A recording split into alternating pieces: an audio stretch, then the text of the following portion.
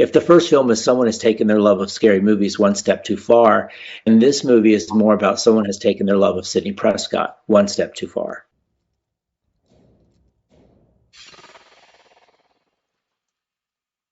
Over the years, screaming has taken many forms in many different hands. What did it feel like to return to that world 30 years later and re-engage with something that is so personal but also so culturally transformed and transformative?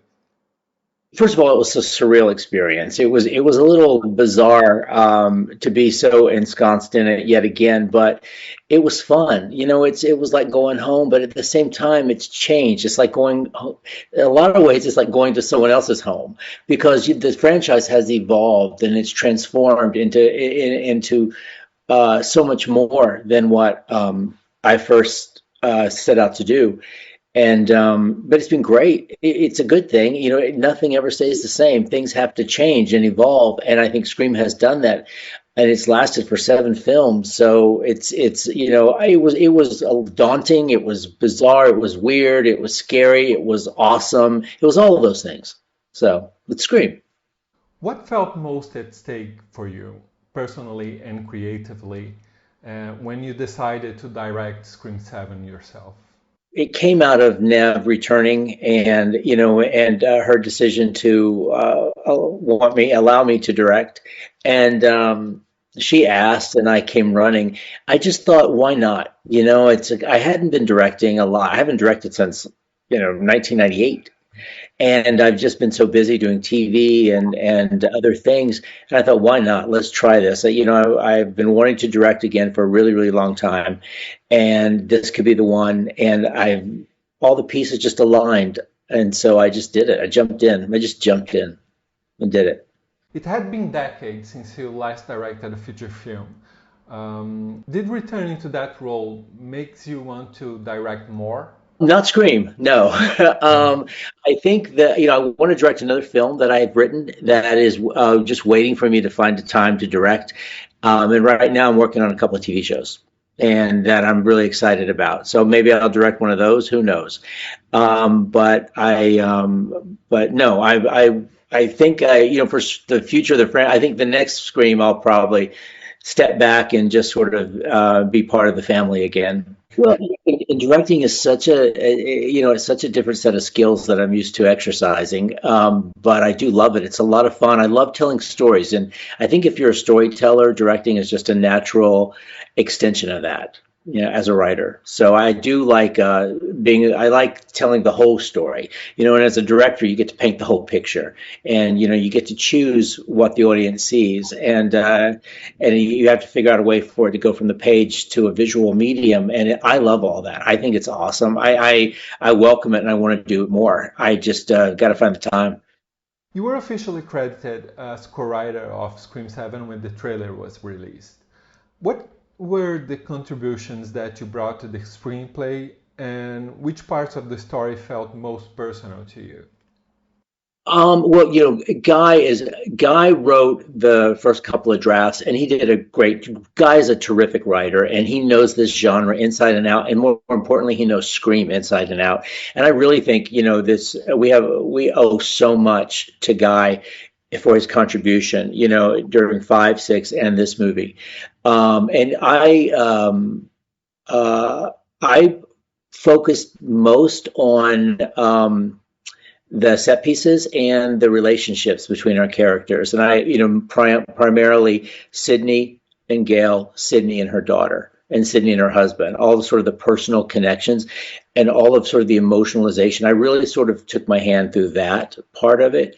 And, I really wanted to sort of tell an emotional story between mother and daughter, and just sort of really show where Sidney's at 30 years later. And so I paid attention to that part of the script a lot, but a lot of it was there. Guy's a great writer, and he allowed me to rewrite some of the stuff, and I'm very grateful for him. He's just been, I think, what he has accomplished in this franchise is awesome. Who is Sidney Prescott to you today, and what does she carry into and out of Scream 7? I worked on it with Nev. She had a big point of view. She was very strong. producer in this one, and that she sat me down and we worked on it together, and we were able to workshop the scenes, and we had rehearsal with Isabel, and we got to really we were able to take the time with their relationship, and that was a lot of fun for me because you rarely get time to rehearse anymore. I think Neve is such a terrific actress, and I think Isabel is an actress to watch. I think she's going places, and I'm very excited about that. And working with Neve was just in this way was a dream come true. It was a dream I didn't know to dream, and when it happened, it was just sort of it was a beautiful thing. As Sidney's creator, how do you think that she sees the past now? And has she truly made peace with it? And more specifically, do you think she was ever able to forgive Maureen? I think she has. There's really no way to truly move on unless you let go.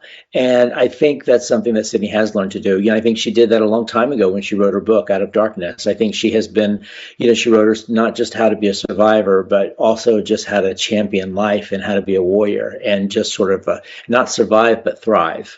And I think she has learned how to thrive. And I think she has, she went from, I think, the stages of trauma just are go on and on. But I think one of the things that she's managed to do is put everything in their proper place and sort of, and be, and thrive, learn how to thrive and have a family. And she's made all these decisions that have been now based. She used to make all these decisions based on herself, and now she's basing these decisions on her family. And so that's just from a whole different lens that she's sort of viewing her life now. But I think she's survived. I think she's forgiven Maureen. Now that she's a mother, she has probably a better understanding of her mother. Sydney's very special to me, and I really want her to be happy. That's my goal. And I think after everything she's been through, it would just be such, I think, a disservice to her character if she wasn't anything but happy. And I think she believes in happiness. She chooses happiness, and she wants it, and she will fight for it. And she'll do everything she can for her family, her friends, and her happiness. And I think that's what makes her, like, she's full of hope. I see Sidney Prescott as full of hope, and I don't think she's ever going to lose that hope.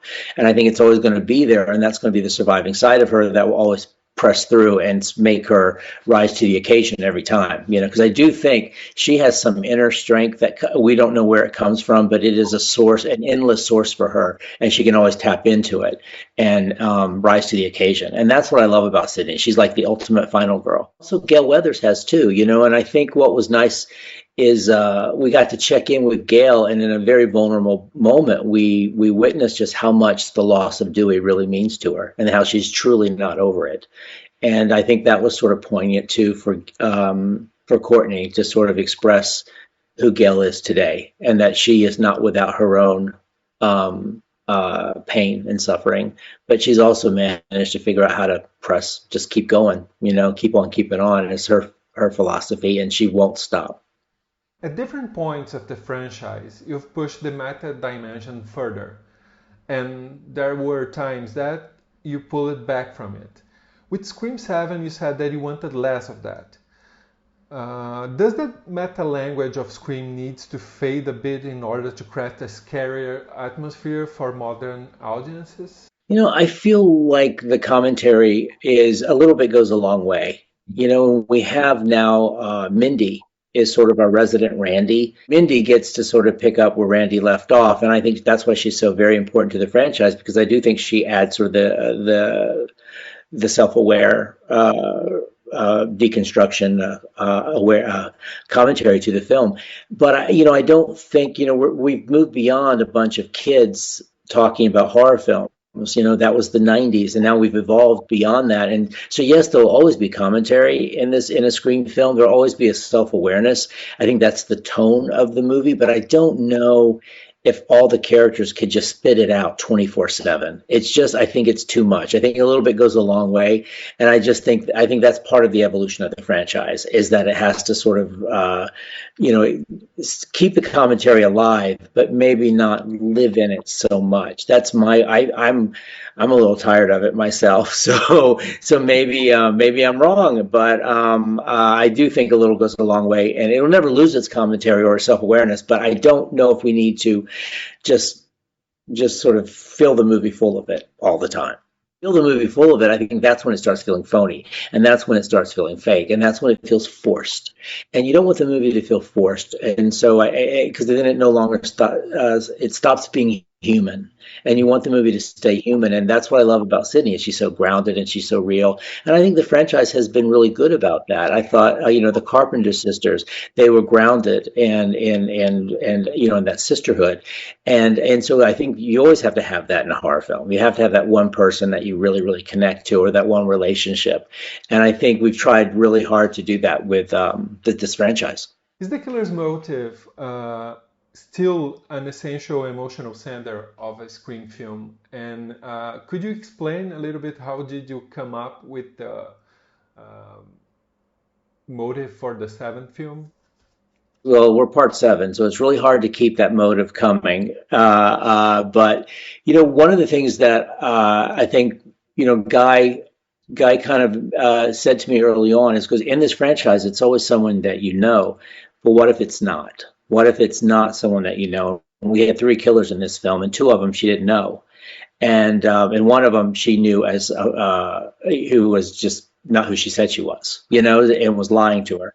And so I thought that was an interesting idea in the sense that, if the first film is someone has taken their love of scary movies one step too far, and this movie is more about someone has taken their love of Sidney Prescott one step too far. And in the way that four was about, her cousin trying to get to become her, and five was about toxic fandom.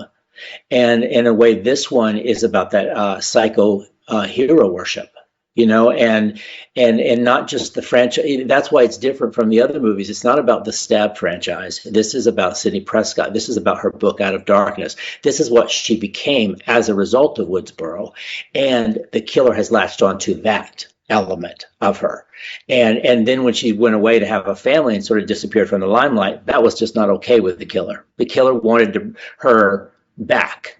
And if she can't have her back, she's got her daughter.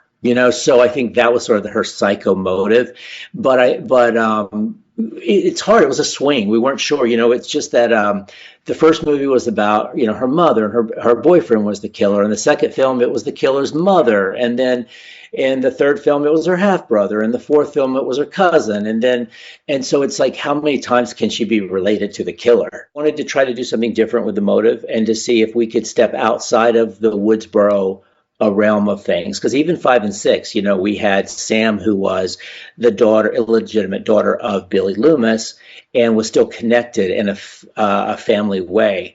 And so this was the one we were trying to go, what happens if this killer is focused on who Sidney became, not who Sidney was? And that's where we sort of tried to expand on the motive. Can you talk a little bit more about the alternative ending that had Stu alive? And we had a little concern about, well, will the audience be disappointed if Stu isn't really alive, or will they, accept the AI of it all? And so we filmed a little extra piece at the end that sort of revealed that Stu was actually alive in a big sort of surprise twist, and we chose not to go with it. It felt too confusing. We did it. We showed it to a test audience, and they were confused by it. They're like, "Wait! So he's not alive, but he is alive. But why? What? It just became a question mark." And so we felt it was cleaner just to keep that out. It was a good way to bring back, for a 30-year anniversary. It was a nice way to see Stu Walker again, but it was also a good way to bring in some other characters too, in a fun way. Miss Loomis was my favorite killer of all. Me too. I love Miss Loomis, but I thought, Guy or Jamie, I'm not sure who came up with the AI of it all, but I thought it was a really wonderful idea, and that was when I first read the script. I was like, oh, that's cool. So when Scream continues, what kind of themes that you think that are still worth exploring through the franchise? I don't know. Whoever does it will have to let us know. I have some ideas of, I think, where it could go, but I'm anxious to see what another storyteller could do with it. and I'm excited that I hope that we get the chance to do it. You know, it's nice to be part of the Scream family. That doesn't mean I always have to be front and center. You know, I don't always have to write or direct. It's there other people can take the reins, and I'm excited to see what other storytellers come up with. So Cool. I'm hopeful. I'm hopeful there'll be an eight. No one's really talking about it yet. We just assume with the box office, there's maybe will be, and we hope there'll be one, but you know, no one's talking. Both as a storyteller and a viewer, what do you think that makes a film or series truly resonate today? I think you have to have some sort of emotional grounding. You know, you have to have some sort of, it has to be emotional from some degree because you have to care. If you don't care, what's the point? You know, I think that's what happened in the 80s as we started getting all, you know, after Halloween, which is a very emotional sort of coming of age story of this young woman.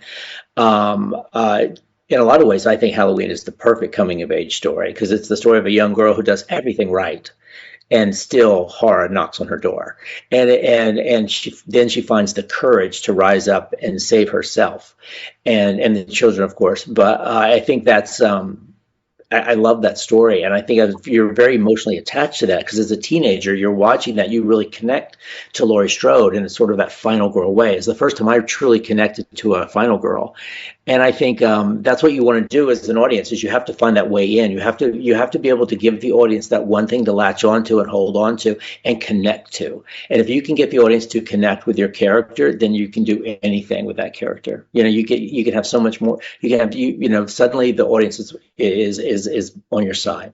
You've always had a great instinct for where culture is heading.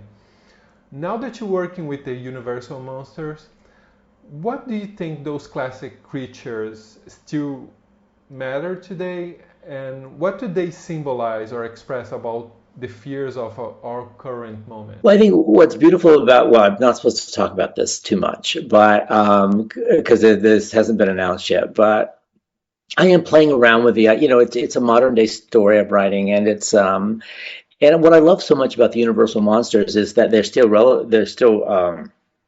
resonate today because of what they ultimately were. Like back in the day, that you know, Dracula stood for something. You know, the Wolfman was all about you know just that secret life. You know, and there's all these little underpinnings, and there's so much subtext to all of these. Universal monsters that we could talk about today. There's so much coding in that sort of wrapped up in these monsters and themes and metaphors and all the other stuff. There's so much going on with these that I think that's what makes them endure. And I think that's why they're always there for the taking, you know. And I think I'm very excited to be sort of swimming in all that because I really do. I mean, who doesn't love Dracula? Who doesn't like Frankenstein? Who doesn't like the Wolfman? Those are just, you know, they're awesome characters to get to work with and play with. And so, you know, we'll see what happens. My fingers crossed. I have no idea where we're going, but I hope we get there.